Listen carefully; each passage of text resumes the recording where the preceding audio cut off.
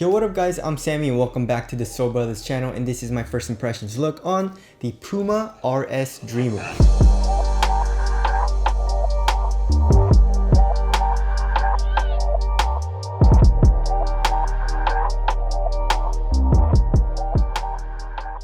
So this is J. Cole's signature shoe with Puma, and it's going for 125 bucks, so I guess like mid-tier pricing. And this shoe looks dope. Like just the aesthetics, it looks like, I mean, you can basically casually wear this. It looks like a casual shoe, and you can also hoop in it. You know, it's a hoop shoe, obviously. So if you guys do want to get it, maybe I'll leave a link in the description box, but this shoe is basically sold out everywhere, and all the colorways that have come out are sold out, which sucks.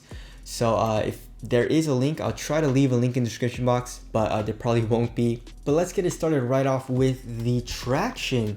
So as far as the traction goes, I'm gonna name it the leaf pattern because it looks like a big old leaf, and there's a little stem or like a little vein going down the middle. And in this colorway, it's like a very cool gray color. And that's not only on the outsole, but that's also for the lining, which is pretty cool. So Puma's saying it's a very high abrasion resistant rubber, which I believe. Like the rubber is super hard. It doesn't move at all when I try to move it with my finger. The grooves are very thick and also very deep. So I mean, even for outdoor use, I feel like it's gonna be good. And not only that, but like trying it on my wood floors, it has a nice squeak and a very good bite. So I'm very excited for that. And then here in the middle of the outsole, you can see the Puma logo. Also, another addition to this outsole is this outsole curvature. So if you look on the medial side of the shoe, there is a little bit of an outsole curvature. Of course, nothing crazy like Kyrie shoes, but you do have it. And as you guys can see, the rubber comes up a lot on the medial side, like crazy. I feel like it's almost a little too much as to like how much it comes up.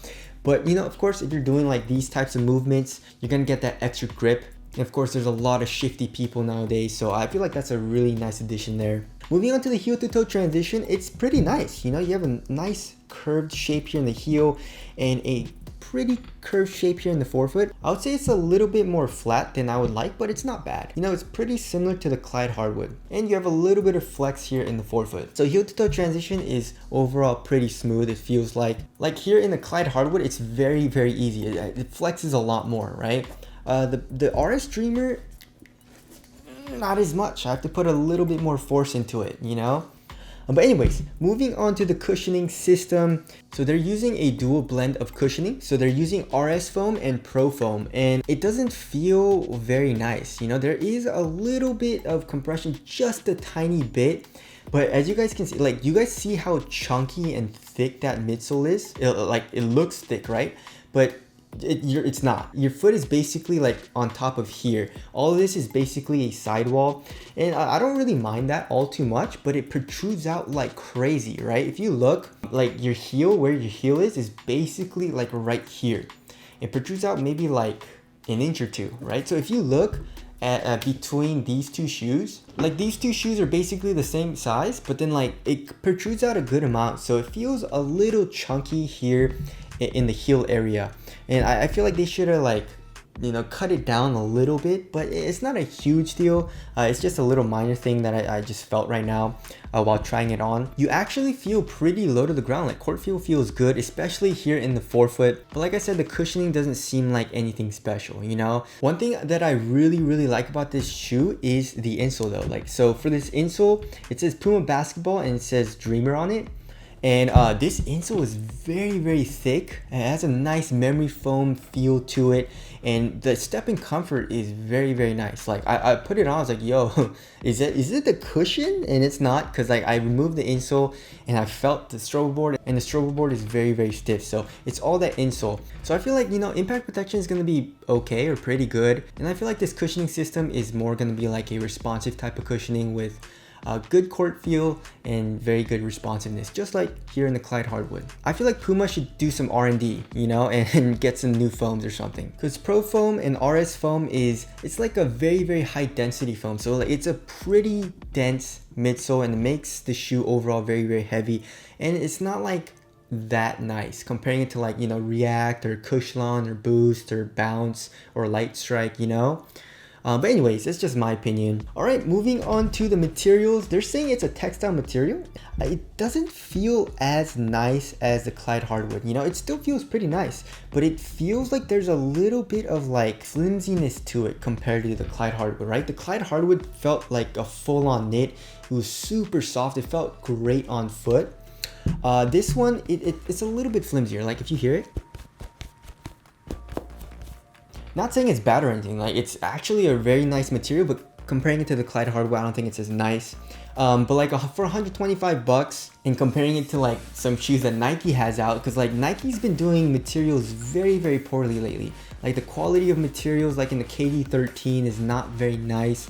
You know, some of their budget models like in the even the PG4, it's not great. So I'd say the RS-Dreamer is definitely way better than those. It's thin, it feels supportive, and it conforms to your foot very well. You have some synthetic overlays, so like here in the toe box area on the medial side, that's there for toe drag, so you have a little bit more durability. You also have this piece here on the lateral side, which probably gives you a little bit more support as well for lateral movements. On the medial side in the midfoot, you have the same synthetic material, as well as in the heel where it says Dreamer with that logo. And then moving on to the tongue, they're using the same material on the tongue as they are in the toe box area.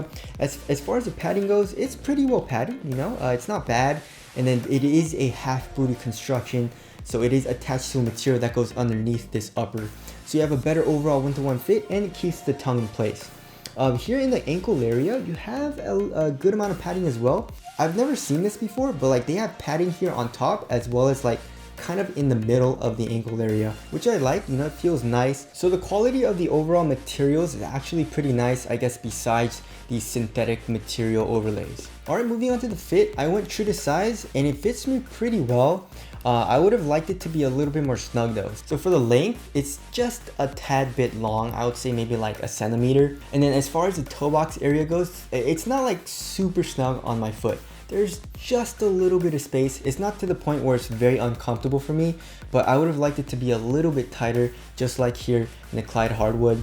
And then as far as the width goes, I would say it's a normal width. One thing that I didn't like about the fit though is like the heel part. Like for example, if this is my heel, the shoe kind of has a little bit of space here in the heel part. So I feel that dead space right there just a little bit, and it feels like there's a little bit of heel slippage. So I feel like the fit could have been a little bit better. You know, like the Clyde hardwood was a great fit for me, but the RS-Dreamer, they switched up the fit a little bit. And I would say personally for me right now, it's okay. All right, as for support and lockdown, like if you look on the lateral side, you look good. Like I said, like the midsole, I feel like they're doing a little too much, especially since the foam that they use is a pretty high density foam, so it's pretty heavy, right? But anyways, yeah, the foam comes up a lot. It acts like a sidewall and it's going to cage you in. I don't think there's going to be any issues with lateral containment. And then if you look on the lateral side, the outsole and the midsole protrude out. So you have a nice low stable base, which is good for lateral stability. And of course this is a low, so you're not going to get any type of ankle support. All right, as far as the weight goes, I feel like it's going to be kind of heavy. Like all of Puma's shoes, like all their ball shoes are on the heavier side of things. And it's probably like 14 ounces, I feel like. 14.64 ounces, holy crap. And the Clyde hardwood I feel like was like the same. Yeah, 14.5 ounces. So these two are basically the same weight. And that's just something that I don't like about, you know, their ball shoes as much. I feel like they should make lighter shoes. You know, it's just my opinion, of course. Like, they have no issues with support, which is very good. And I really like what they're doing with their uppers. Like the upper on the Clyde hardwood as well as on the RS-Dreamer is a very minimal upper. Like if you look, like basically in the forefoot, the midfoot, even in the ankle area, it doesn't have a crazy amount of padding. It's just the right amount for me. It feels minimal on foot and all that, but like the midsole and the outsole, they just do way too much. And like I said, I feel like they should do R&D and make like a lower density foam. So yeah, the RS-Dreamer definitely feels bottom heavy, especially here in the heel area. It feels pretty bulky here. One thing I forgot to mention is the lacing system. So of course it is a traditional lacing system, but once you get here into like the third eyelet here on the lateral side, the laces go through the material and then this string. So when you tighten the laces, it doesn't tighten the string that's on the outside of the shoe. And not only that, but it's stitched to the upper, which kind of doesn't really make any sense. Yeah, there's really no point in this like outer string. I feel like they did it more for aesthetic purposes, but in their tech specs, they say that it improves like lockdown and stuff, which it kind of really doesn't. Like if this was a free-flowing string and it wasn't stitched down or anything, and the laces just went through like this string, of course it would work. It would tighten here and it would act like a counter, which would help for lateral containment. And not only that, but also it would, you know, tighten here in the heel area and then give you a little bit more lockdown. But like I said, it doesn't really do anything. All right, as far as the aesthetics go, like I said, I really like the way the shoe looks. Puma just makes really good looking shoes. Clyde Hardwood was a great looking shoe. And not only that, but like they make shoes where you can rock them off court and ball with them as well. Like it doesn't look like a basketball shoe, you know what I'm saying? Like if you try to wear like Kyrie's, you know, or like LeBron's, in my opinion, it doesn't really go good with like if you're just going out, you know, it looks like you're supposed to ball in them. But you know, like with these two shoes, you can definitely rock them off court in my opinion. And of course, if they're good performers, you can definitely ball in them. We already know the Clyde Hardwood is very nice. So yeah, I mean, first impressions, it's looking pretty good. The cushioning was a little bit of a letdown. The material seemed nice, the outsole seems nice, but the weight and the bulk is something that I don't like all too much. But that's just my personal preference. I know plenty of people that don't mind it. So of course, if you don't mind that, then I feel like this will be a good option. So performance review will be coming soon. That about wraps it up for this first impressions video. Again, if you guys do want to cop, I'll try to leave a link in the description box. Thank you guys for watching, and I'll see you guys in the next one.